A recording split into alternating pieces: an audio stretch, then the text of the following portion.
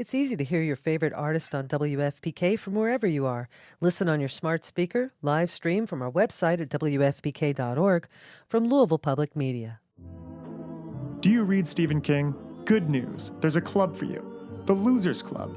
Every Friday, us losers journey through the never-ending wastelands of King's Dominion. We sink our teeth into each of King's novels, dive deep into the lore, and review every adaptation.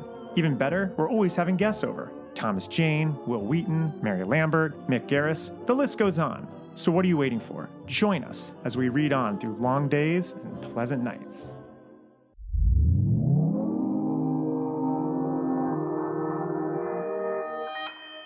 Consequence Podcast Network.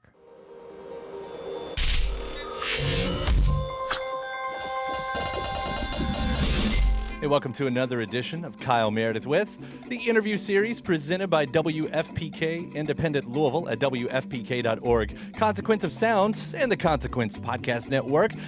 Want to say hello to the subscribers. Thank you all for checking us out every single week, multiple times a week. New interviews every Monday, Wednesday, and Friday.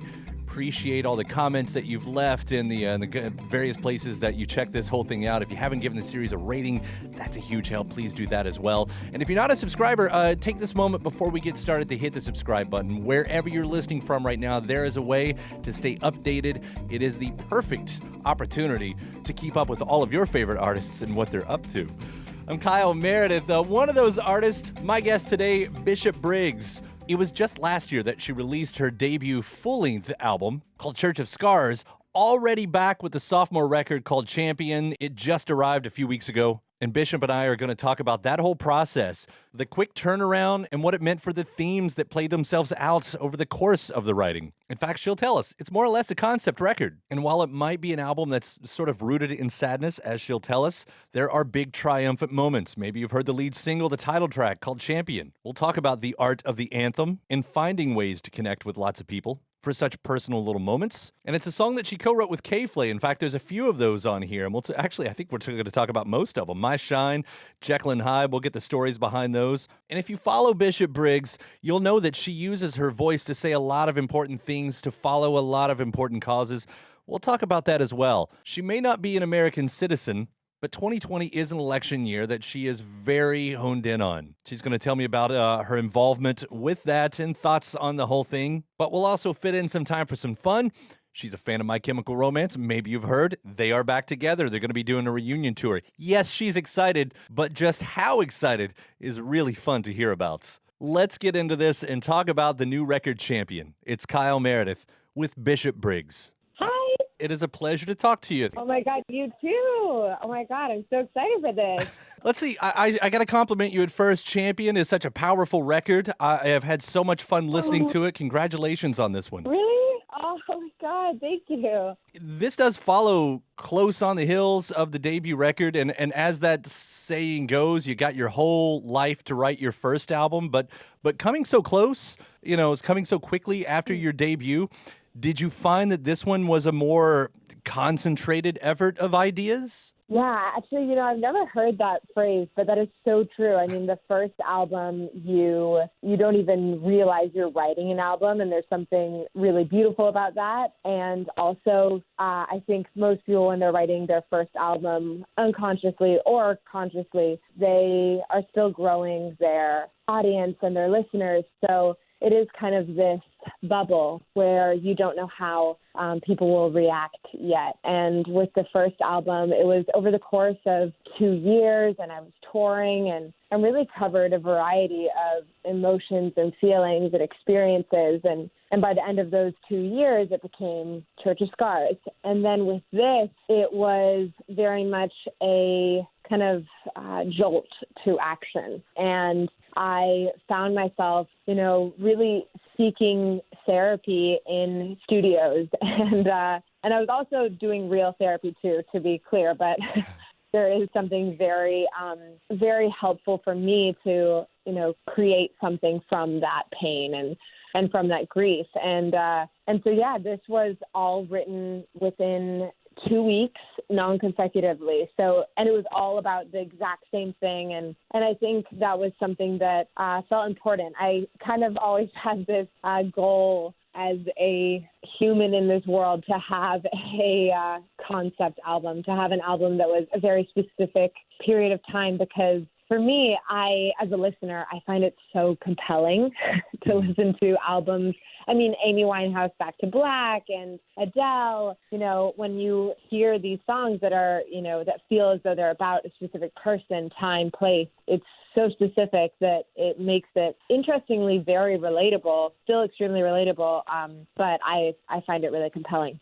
I love that you are a believer in the album, too. It's really refreshing because nothing against singles and the singles culture. That's fun. But to have an artist who kind of puts the time in, who puts the love in to making a complete record, I mean, that's huge. Thank you. Yeah, and it's interesting thinking of, when you do feel lonely and when you feel as though no one understands you, you're not always going to want to listen to that one single on repeat. And you may for a second, but then the next day when you're feeling another shade of gray or another shade of blue, whatever it may be, it is nice to have other songs in the album to turn to. I just realized I talked about shades of gray.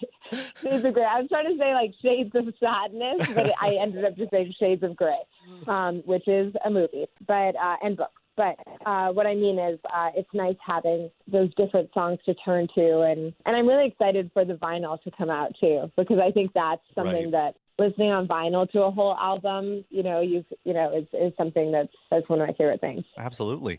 Well, let's hear about a few of those different shades, whether of gray or sadness. But, we'll start out with the lead single with Champion, the title track here. I was thinking about the arts of the anthem, because when you have a record that, as you're explaining, it might be rooted in sadness, this is not one of those songs. And to take something universal and make it specifically personal, it's almost like reverse, I think, of what a lot of people do. They try to take their moment and make it big. This almost seems like the other way. I don't know if you see it that way. That's interesting. I will say with this song in particular, it felt really important to have something that could serve as a mantra. I was feeling like I wasn't enough.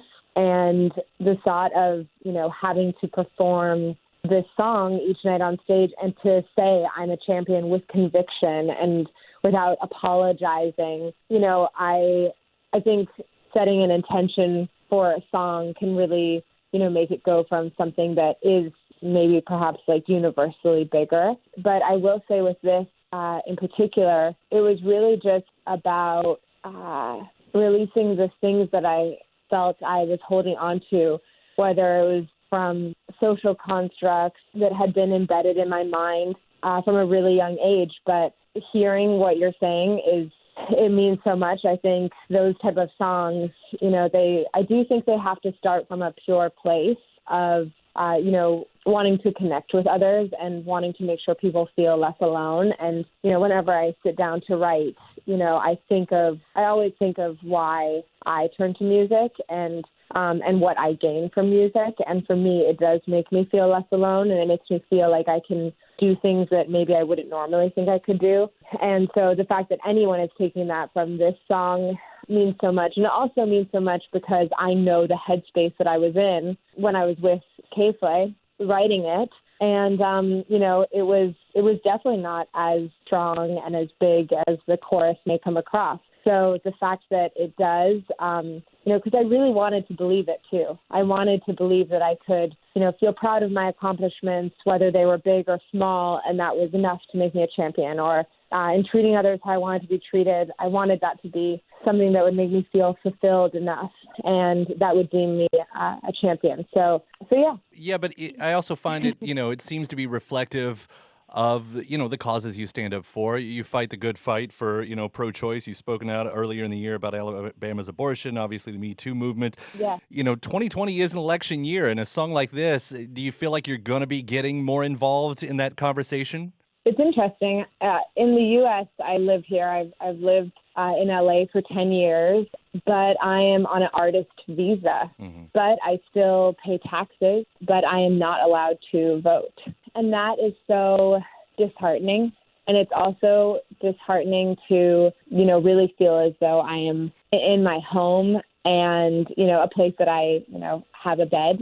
Right. But I think no matter what, using your platform for activism, whether you have 5 followers or 500, I just think it's really important to do. And, we live in an interesting time. We kind of live in a time where, if you don't speak out, it can be from a place of ignorance rather than being smart for your publicist, Mm-hmm.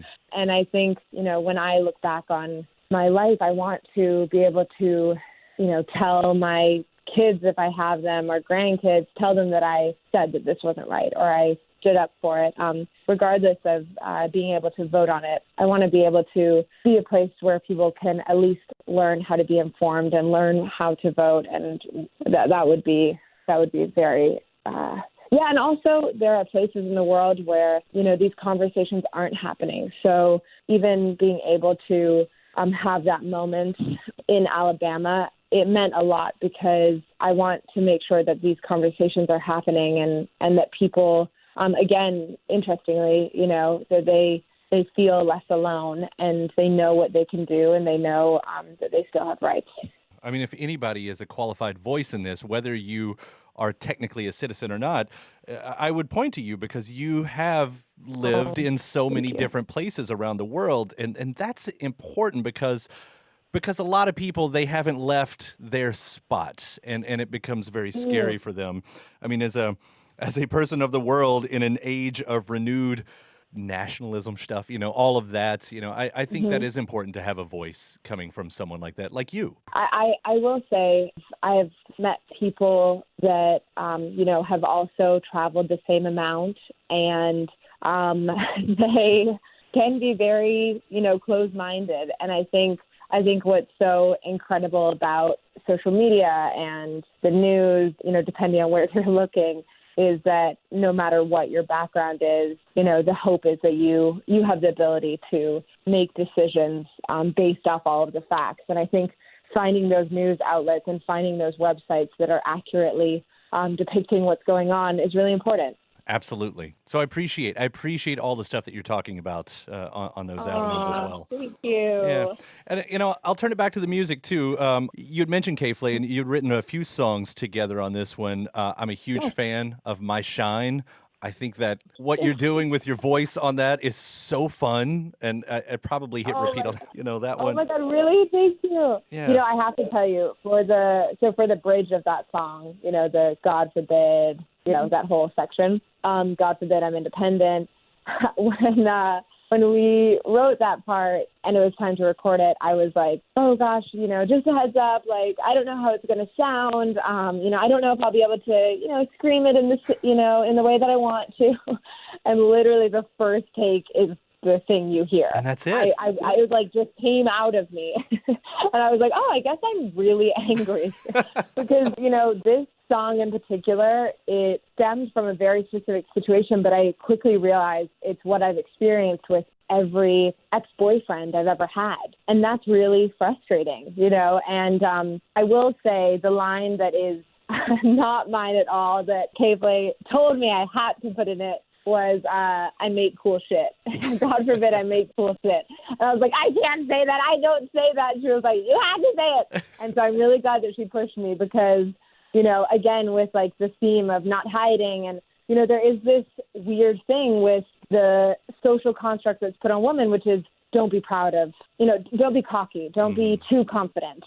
And so with that line, I looked at her, with the make cool shit because I was excited to say the other ones because, those were quick to my head of being frustrated by, me making more money than my partner, making a difference in our dynamic. That does frustrate me. That should not be the way it is. And same with independence and free thinking and not being controlled. It's like those I just feel in my bones, to be very true. And then the minute that Christine said, well, you have to throw in, God forbid I make cool shit, that was when it was so jarring, that immediately I felt like, oh, gosh, I can't say that. I mean, who knows if it's even cool? I immediately did that.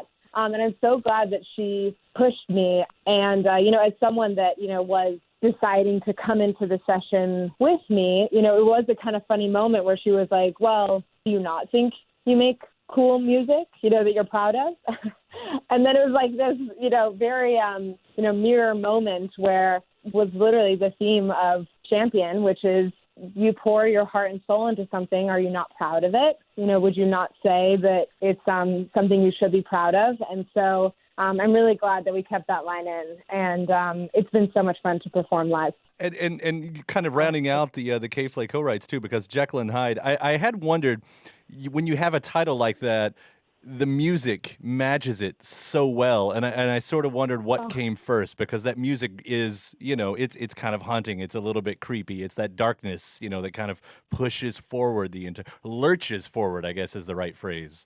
Thank you. I came into the session that day with Joel and K.Flay, and I was telling them that I had this thing in my head that I couldn't let go of, which was whispers of a very specific phrase and snaps, like finger snaps. And I was singing it to them, like just this creepy thing, which is now the, are you Jekyll and hiding me? That whole thing. Mm-hmm. And I also had this concept, which was Jekyll and Hyde, two very different people, and not knowing which one I was going to get that day. And so that became the start of the writing of it. And then K.Flay was saying we could have a cool moment of, making it an adjective, Jekyll and hiding me, that it's something that, like, if someone is, acting completely different to how they normally act, you could say, oh gosh, you're just Jekyll and hiding me. And that it could be this kind of cool moment. And so it was kind of scattered in that sense of a bunch of different ideas going around the room. And then I said, okay, well, to start this song, just, play some organs, because that is, my favorite thing.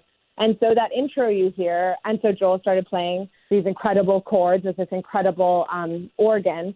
And so that intro was just riffing, trying to come up with this epic, big thing. And we actually thought it was going to be for maybe a different song. It just felt soulful and it felt good and it felt very natural. And then all of a sudden the song quickly became complete ADD in the best way, and became, truly multiple different personalities. And a lot of the emails that we sent to each other when we were, when we got sent the demo is, it really matches the title, which is, it kind of could be 4 different songs in one. So the fact that people are connecting to it means a lot. No, it's a perfect marriage of that idea and concept and the way it comes off musically. And I can say that in so many, it'd be very easy for me to just go track by track, because there's so many great moments on here with Tattooed on My Heart and Someone Else, and I Tried. And it's such a great record, and I so appreciate what you've done with this. I'll ask a bit trivial, too. Knowing that the mashup that you've been doing live and everything, I'm sure you're excited about the My Chemical Romance reunion. Oh, yes. I cannot tell you. So I took a screenshot showing that they're coming to the shrine. And I mean, my messages are just full of me sending that screenshot to so many people. I mean, even people I haven't spoken to in a hot second. I need everyone to know this news. And it's so interesting because with that mashup, it was really about, people that really inspire me and I feel stand the test of time. So it was 21 Pilots, Panic at the Disco, and My Chemical Romance. And it was this idea that came to me at like 3 a.m. when I couldn't sleep. And I just started singing how it could all play out, and just thinking of the songs that, maybe people request of them often. And by people, I mean me, the ones that, are on the message boards that are, requesting I Write Sins, Not Tragedies, or Stressed Out. But yeah, it ends with Black Parade. Yeah. And that song, even when we were rehearsing it, everyone in the band, everyone in the room, we were just so emotional. I think they just were so ahead of their time, and I'm really thankful that they were huge in their time as well. But it's been such an honor to, play all of those songs. But yes, when I heard about the comeback, I mean, it's not even a comeback because they're still, still being played everywhere. Right. But I cannot wait. I definitely have been scrambling for tickets and hookups. But I'm going to try and find my way. So yeah, I can't wait. Awesome. Bishop, it has been a pleasure to talk to you. Thank you so much for taking the time today. Congratulations on Champion. It's such a great piece of art. Oh, thank you so much. Thank you for asking such thought-provoking questions. It's so refreshing. So thank you. I appreciate it. It was a pleasure talking to you. Take care. Have a great day. You Bye. too. Bye. And a big thanks, Bishop Briggs. Again, the new record is called Champion, and it's out now. And thanks to you for checking out the series. Again, if you're not a subscriber, hit the subscribe button right now. You can do that wherever you get your podcasts from, iTunes, Apple Podcasts, Stitcher, Acast, Podchaser, as well as Spotify and even YouTube. You can subscribe over there as well. In fact, if you are a subscriber and if you haven't given the series a rating, take that moment, hit that rating thing, whatever it is. It's a huge help. I really do appreciate it. And after that, head over to WFPK.org. That's where I do a show Monday through Friday at 6 p.m. Eastern. It's an hour full of song premieres, music news, anniversary spins, and bonus interviews. Again, that's WFPK.org. Consequence of Sound has your music and film news. You can also find me at Twitter at Kyle Meredith, Facebook/Kyle Meredith. That's it for another edition. I'm Kyle Meredith. I'll see you next time.